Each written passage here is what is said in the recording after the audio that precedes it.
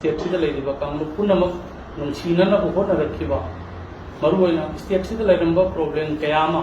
बन स्ट्राइक से चाही मंगा उब फंगतबसे अदुगुंबा अफब चीफ मिनिस्टर अमनी हाइबसे अइना इलेक्ट्रॉनिक्स एंड प्रिंट मीडिया की ममांगदा वक्फ बोर्ड की चेयरमैन अमो ओइना अइना मियामदा हांगो मेसेज अमा पीजरी अदुगु लोइनना लाकदोरिबा इदकी थोरमसी पांगथोकपदा स्टेट गवर्नमेंट की साइड की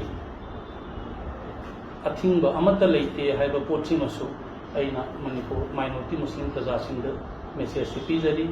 पॉलिटिकलाइज तौरोदबनी अखोना सुगुंबसीदा माइनॉरिटी इचिल इनाउसिंगसु Facebook WhatsApp social media तोंगाल तोंगानबा अरानबा propaganda पीरगा मसी पूरा थिंगदौना धर्म की मायोक्ता लेबदौना ओहलिबा पोट असे अखोय मसी तौरोदबनी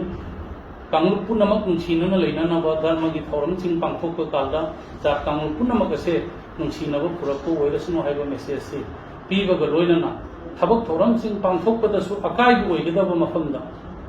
इवन इलीगल ओइबा एदि बाजार कम्युनिटी अमगा ताइनबदा चिंजाक मानदब मफमदा अखोइना मसी पुनमक से सोक ओइदब धर्मना कांग्रेस अमदता अकाइब पियो हाइबा लेरमदे अदुनि इसागी तोकम थोक थबक सिंग अदो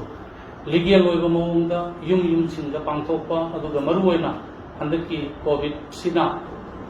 गवर्नमेंट की एसओपी पुनमक से इदकी थोरम पांथोनब स्पेशली मणिपुर मुस्लिम प्रजा अपील तौजनिंग